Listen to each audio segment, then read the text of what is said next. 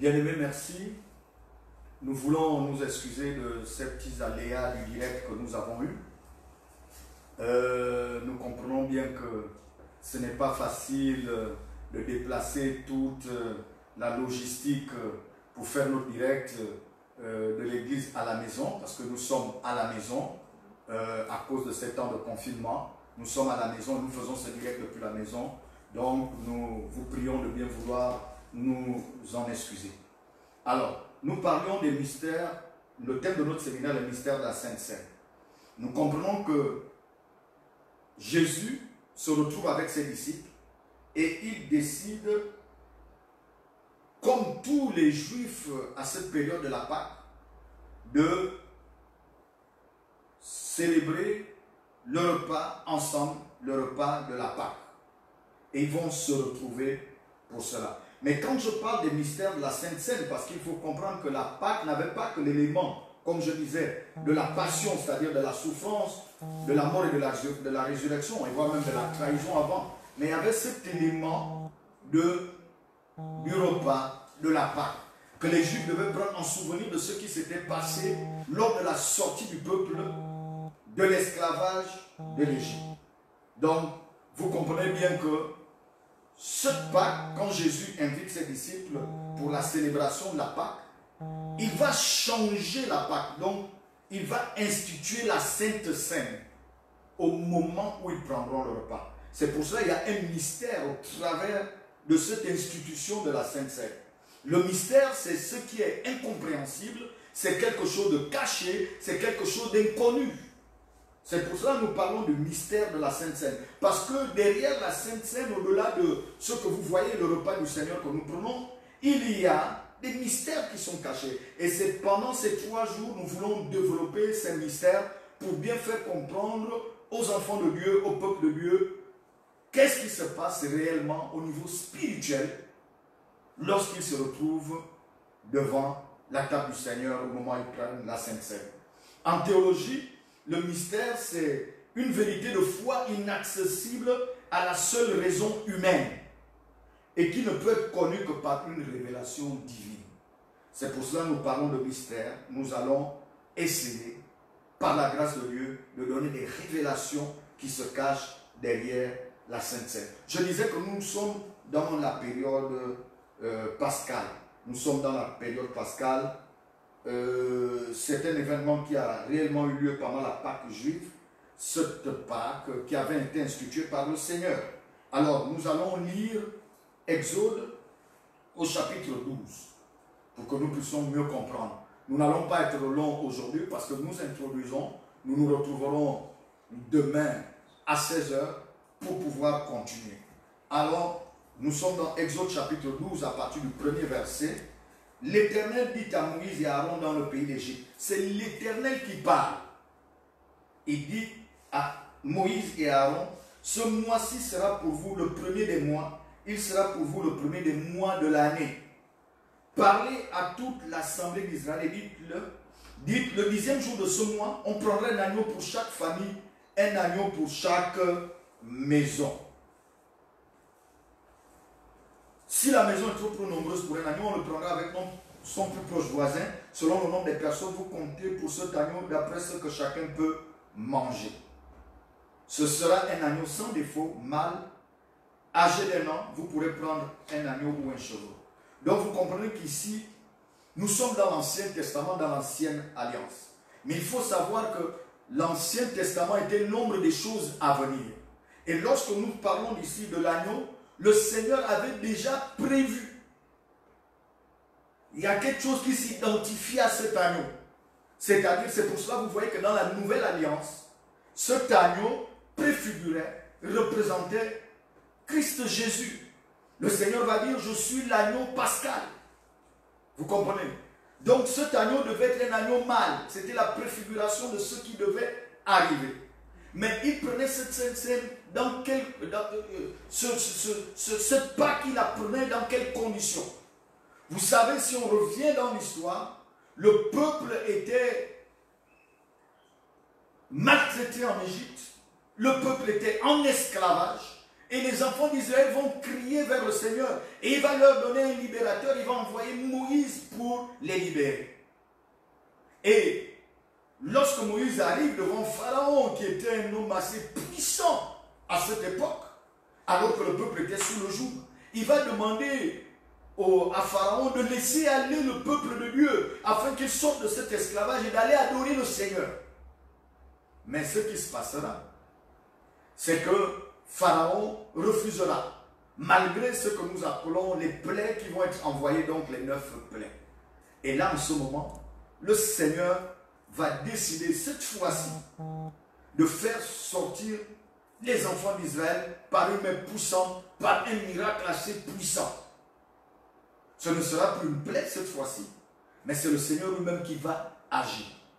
Et donc nous comprenons que il leur donne ce qu'il faut faire.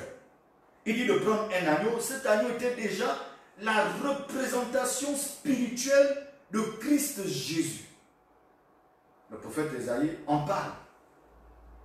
Il parle de cet événement de Pâques qui aura lieu, où le Seigneur sera amené à la croix. Il en parle. Donc ces choses avaient été déjà prophétisées. Il dit ce sera un agneau sans défaut, mâle, âgé d'1 an. Vous le garderez jusqu'au 14e jour et toute l'assemblée d'Israël immolera entre les 2 soirs. Vous voyez les mots de ce qui se passe encore aujourd'hui. Ce mot de quarantaine revient ici. Il fallait d'abord mettre cet agneau en quarantaine pour pouvoir voir pendant 14 jours s'il ne va développer aucune maladie. Et ensuite on pouvait prendre l'agneau. Mais écoutez bien ce qui se passe. Il dit, on prendra de son sang et on en mettra sur les 2 poteaux et sur le linteau de la porte des maisons et on le mangera. Cette même nuit, on mangera la chair rôtie au feu, on la mangera avec des pains sans levain et des herbes amères. Vous comprenez que là commence à venir la notion du sang.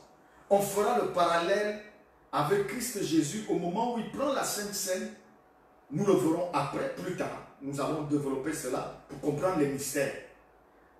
Il prend la Sainte Seine avant d'aller sur la croix, avant que son sang ne coule sur la croix de Golgotha.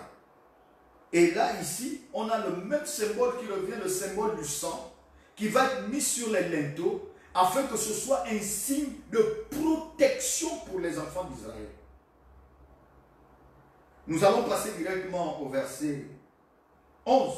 Il dit, quand vous le mangerez, vous aurez vos reins sains, vos souliers aux pieds et votre bâton à la main, et vous le mangerez à la hâte. C'est la Pâque de l'Éternel. Comprenez bien. Donc, la Pâque que nous célébrons aujourd'hui n'est pas cette Pâque de l'ancienne alliance. Mais c'est cette Pâque que Jésus devait célébrer avec ses disciples avant d'aller sur la croix. Et il y en a beaucoup de révélations qui sortent ici. Lorsqu'il parle d'avoir les reins sains, vos souliers aux pieds et votre bâton à la main. Lorsque l'on parle d'un agneau sans défaut, c'est-à-dire ça doit être un agneau saint. Donc vous voyez tout le parallélisme de ce que nous devons, comment nous devons nous comporter en tant que chrétiens aujourd'hui. C'est important. Christ n'a pas connu la corruption, n'a pas connu le péché. Malgré même qu'il avait été tenté par le diable, il n'a jamais connu le péché. Donc, lorsque nous sommes à ce niveau, nous comprenons bien que le sang ici était le symbole du sang de Jésus. Le sang qui devait protéger les enfants d'Israël. Bien-aimés. Et lorsqu'il devait partir, nous pouvons avoir cette relation avec Éphésiens, chapitre 6, verset 14. On dit, vous aurez vos reins saints. Et Éphésiens nous parle de la vérité. La vérité. Et dit, vous aurez vos reins saints qui représentent la vérité. Donc nous devons être dans la vérité au moment où nous pensons à la Pâque. Vos souliers aux pieds, ça représente, on voit dans Éphésiens chapitre 6, le verset 15, il dit, le soulier représente le zèle que donne l'évangile de paix. Donc, bien aimé, nous devons comprendre que avant de parler réellement de ces mystères de la Sainte Seine, nous devons comprendre ce qui se passe au moment de la Pâque. La Bible dit, cette nuit-là, et c'est un verset capital, cette nuit-là, je passerai dans le pays d'Égypte et je frapperai tous les premiers-nés d'Égypte, du pays d'Égypte, depuis les hommes jusqu'aux animaux, et j'exercerai des jugements contre tous les dieux de l'Égypte. Je suis l'Éternel Dieu. Bien-aimé, le Seigneur parle d'exercer des jugements. C'est pour cela que je voudrais dire que cette Pâque à laquelle nous sommes devait être une Pâque assez particulière. Nous pouvons imaginer un seul instant que le Seigneur est en train d'exercer les jugements. Oui, nous croyons que le Seigneur exerce les jugements. Parce que, de mémoire de chrétien, je crois que c'est la première fois que toutes les églises vont passer la Pâque sans être dans la salle de culte. Et je crois que le Seigneur, au moment où il exerce ses jugements, nous permet de rentrer en nous-mêmes. C'est pour cela que nous parlions, depuis la dernière fois, vraiment, que ce soit des temps de repentance. Que ce soit vraiment des temps de repentance. Cette Pâque est une Pâque spéciale. C'est pour ça que nous voulons parler des mystères de ce qui s'était passé. Parce que cette Pâque où Jésus devait transformer la Pâque, ce repas qui était la Pâque, qui était la représentation de la Pâque en Sainte Seine, c'était un mystère. Mais c'était une époque, c'était très spécial. Je voudrais dire à quelqu'un que les temps que nous vivons sont aussi des temps très spéciaux.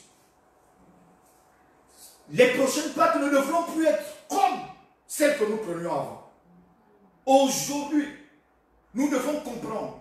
C'est pour cela, nous ne sommes pas rentrés parce que je suis sûr que si c'était en temps normal comme avant, nous aurions tous eu dans nos églises des séminaires de la Pâque. Et nous serions allés nous réjouir, danser. Et personne ne devait prendre conscience de ce qui se passe. Le monde aujourd'hui est un monde pervers, rempli de péchés.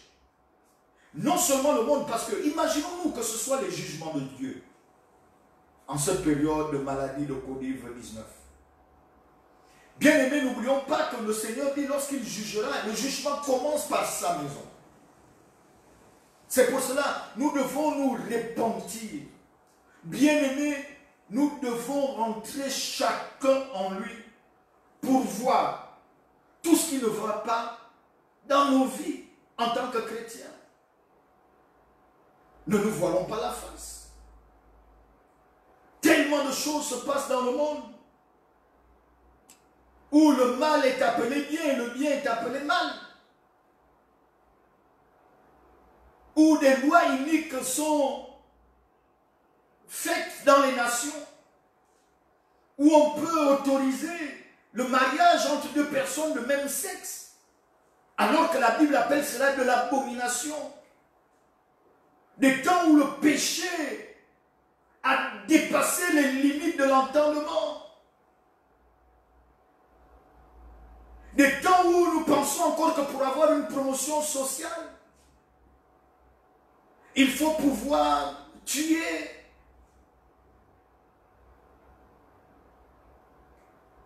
Des temps où l'abomination est terrible, où les personnes pensent encore que pour être puissantes, il va falloir violer même son propre enfant.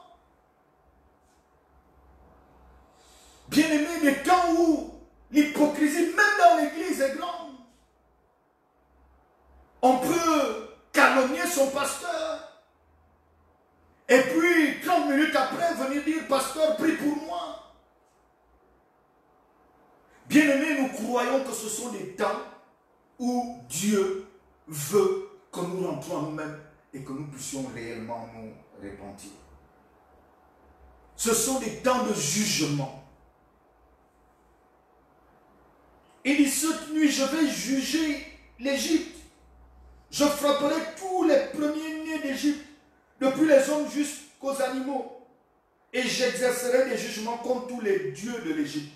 La Bible nous parle ici des dieux de l'Égypte, Dieu avec petit d. Qu'est-ce que chacun de nous considérons comme Dieu?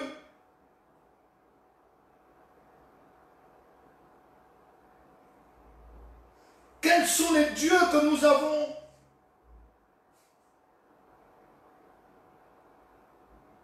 Oui, bien-aimés. Qu'est-ce que nous mettons au-dessus de Dieu, même si on est chrétien? Tout ce que tu mets au-dessus du Seigneur est un Dieu pour toi. Et le Seigneur veut que pendant ces temps, nous puissions vraiment nous humilier. Bien-aimés, je vous en conjure, par les compassions de Dieu, ne restons pas sans nous humilier. Revenons à l'essentiel. Je continue à voir des pasteurs qui amènent les gens à penser que tout est normal. Mais bien aimé, tout n'est pas normal. Le jour où Jésus s'est mis avant la passion, ce n'était plus normal. Le temps était arrivé pour qu'il aille à la croix, pour qu'il puisse exercer ce pourquoi il est venu. Oui, le temps était arrivé. Le temps était arrivé. Et il devait changer ce repas. La Bible dit, le sang vous servira de signe sur les maisons où vous serez. Je verrai le sang et je passerai par-dessus vous. Il n'y aura point de plaie qui vous détruise quand je frapperai le pays d'Égypte. Vous conserverez le souvenir de ce jour et vous le célébrerez par une fête en l'honneur de l'Éternel. Vous le célébrerez comme une loi perpétuelle pour vos descendants. Donc, bien aimé, vous comprenez ce qui se passe ce jour-là. Il dit, maintenant, moi-même, le Seigneur, je viendrai, j'enverrai l'ange de la mort, je frapperai. Il n'a pas dit le diable frappera, il a dit je frapperai. Parce que c'était des temps de jugement. Il dit je frapperai. Alors, le signe qu'il fallait avoir, c'est le signe du sang sur les linteaux des portes. Oui, c'est le signe qu'il fallait avoir. Si tu étais un Israélite et que tu sortais et que dans ta maison, tu ne mettais pas le signe du sang, l'ange de la mort devrait te frapper. Parce que l'ange de la mort, pour lui, l'essentiel n'était pas l'Égyptien ou l'Israélite. C'était le signe qui était sur les linteaux des portes. Bien-aimés, par ces temps qui courent, nous avons besoin de nous réapproprier réellement ces signes, le sang de Jésus. Mais le Seigneur disait, bien-aimés, vous conserverez le souvenir de ce jour. Donc le jour de la sortie de l'esclavage, le jour de la sortie d'Égypte. Et vous le célébrerez par une fête en l'honneur de l'Éternel. Et c'est cette fête que Jésus devait célébrer avec ses disciples. Le Seigneur dit, vous le célébrerez comme une loi perpétuelle pour vos descendants. Donc c'était de génération en génération. Le verset 17 nous dit, vous observerez la fête des pains sans levain. Car c'est en ce jour même que j'aurai fait sortir vos armées du pays d'Égypte. Vous observerez ce jour comme une loi perpétuelle pour vos descendants. Bien-aimés, c'était exactement ce qui se passe. Et alors, on arrive à ce jour où le Seigneur se retrouve avec ses disciples et il leur dit, comme d'habitude, comme chaque année, nous allons célébrer la fête de la Pâque. Comme chaque année. Mais, pendant qu'ils sont à table, le Seigneur change de stratégie. Il sait que maintenant, ça va être la dernière Pâque qu'il mangera avec eux. Et il introduit une nouvelle Pâque. Il introduit une nouvelle Pâque. Bien-aimé, je suis convaincu qu'après la Pâque de 2020, que nous fêtons, que nous célébrons maintenant, après cela, nous ne célébrons plus la Pâque de la même façon. Je le crois. Je le crois. Et donc, quand il arrive, il va changer les choses. C'est exactement comme lorsqu'il rentrera après avoir été dans le désert 40 jours et 40 nuits, alors qu'il arrive dans la synagogue et qu'il prend le rouleau comme d'habitude, il lit le rouleau du prophète Ésaïe. Il dit: l'Esprit du Seigneur est sur moi. Et il décline la mission pour laquelle il est arrivé.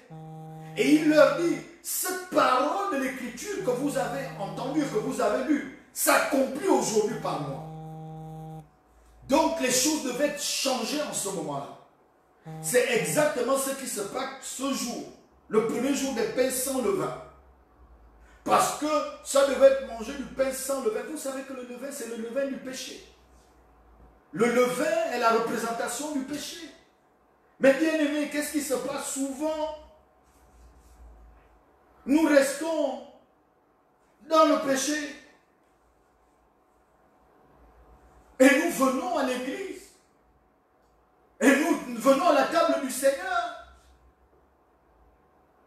Oui, mais je crois que ça devrait être un autre levain. Ça devrait être les pains sans levain que nous mangerons réellement. Parce que ne pensez pas que ce qui se passe dans l'église est différent de ce qui se passe dans le monde. Le monde est rentré dans l'église. J'étais choqué par ce que nous entendons et nous voyons. Alors que le monde était dans la maladie et qu'on décidait de fermer les églises. La première réaction de certains bergers était de s'occuper des dîmes et des offrandes. Au lieu de s'occuper du peuple de Dieu. De comprendre que nous sommes dans des temps difficiles. De ramener tout le monde à l'essence de la repentance. Afin que nous puissions réellement maintenant prêcher la croix. Nous avons continué.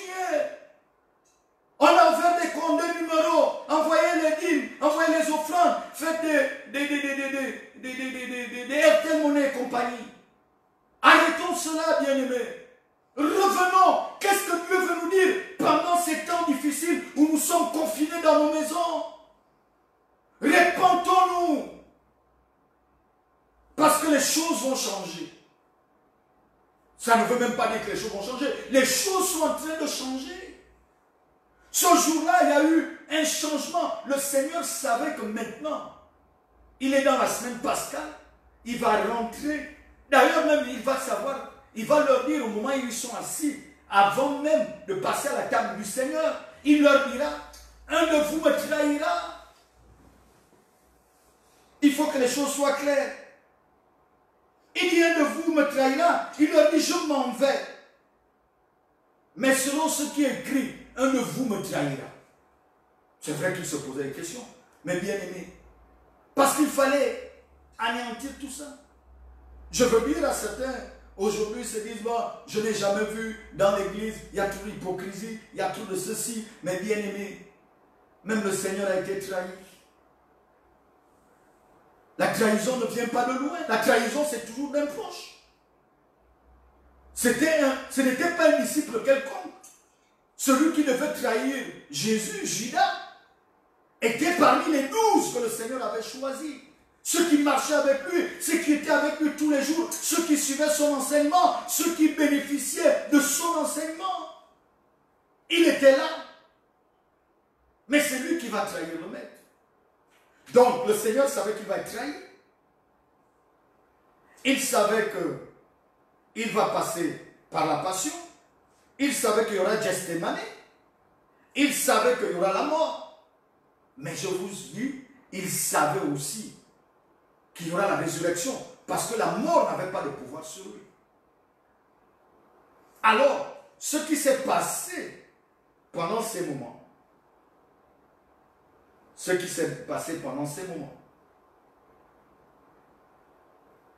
un mystère. Et c'est ce que nous allons voir demain à 16h. Je vous ramenais d'abord dans le contexte historique pour comprendre que la Pâque était normale, que Jésus la prenne cette Pâque-là. Avec ses disciples, c'était normal. Mais sauf que maintenant, il devait la changer. Ce n'était plus la fête qui devait être célébrée comme avant. Mais qu'à partir de ce jour, avant la passion, avant la croix, il changeait la Pâque. Il changeait la Pâque. Cette fête, ce repas, c'était un repas. Il le changeait en Sainte Seine. Et c'est cette Sainte Seine que nous prenons jusqu'aujourd'hui. Alors, nous allons prendre la Sainte Seine dimanche. À 16 h, préparez-vous chez vous. Il n'a jamais été dit que la Sainte Seine se prend seulement à l'église. Si vous lisez les Écritures dans le livre de Actes, vous allez voir qu'ils prenaient le repas du Seigneur dans les maisons. Donc nous prendrons la Sainte Seine. Mais avant d'arriver là-bas, le dimanche, alors que nous pouvons prendre la Sainte Seine ensemble, je vous expliquerai les mystères, ce qui s'est réellement passé. Parce que ce qui s'est passé là, c'est ce que Jésus a laissé pour nous. Vous allez comprendre pourquoi on prend la Sainte Seine, pas avec n'importe quel pain, mais avec du pain sans levain. Vous allez comprendre. Parce que c'est une illustration. Vous allez comprendre que lorsque nous sommes en face du vin, qui représente le sang de Jésus, quel est le mystère derrière ça? Alors je vous donne rendez-vous demain à 16 h, tout en espérant que les problèmes techniques que nous avons eus ne se répéteront plus. Nous nous en excusons encore une fois. Mais vraiment, soyez bénis dans vos maisons. Soyez bénis et retrouvons-nous demain pour la suite de notre séminaire. Ce sont des temps très courts. Nous essaierons d'être là pour 30 minutes ensemble et nous vous donnons aussi la journée de demain pour pouvoir préparer les ustensiles de la Sainte Seine, les éléments, autant pour moi, les éléments de la Sainte Seine que nous allons partager ensemble dimanche à partir de 16 h. Que Dieu vous bénisse, qu'il vous bénisse dans vos maisons, mais vraiment partagez ce message. Nous croyons que c'est le message pour ces temps. Le message pour ces temps, nous le croyons. Nous sommes dans les temps de la Pâque et nous croyons vraiment que nous devons comprendre, percer le mystère de la Sainte Seine, parce que je vous ai dit que le mystère c'est une révélation divine et nous allons révéler ce que Dieu nous a dit. Que l'Éternel vous bénisse, qu'il vous bénisse dans vos maisons. Vraiment, shalom, shalom à tous. Nous vous aimons et à demain à 16 h. Père Céleste, je te dis merci pour tous ces hommes qui nous ont suivis. Seigneur, merci parce que tu continues cet enseignement par ton Esprit Saint dans les cœurs. Merci également parce que tu aideras chacun à continuer la méditation. Nous voulons te rendre des actions de grâce, nous te bénissons. Merci encore pour chacun là où il se trouve. Merci de donner la force à chacun de nous au nom de Jésus. Nous voulons vous demander aussi de respecter toutes les mesures, les consignes qui ont été données de confinement afin de pouvoir lutter contre l'expansion de la maladie. C'est important. Nous avons le sang de Jésus, nous avons le Seigneur qui nous protège, mais sachons aussi que la Bible nous dit d'être soumis aux autorités. Que Dieu vous bénisse. Au revoir et à demain 16 h.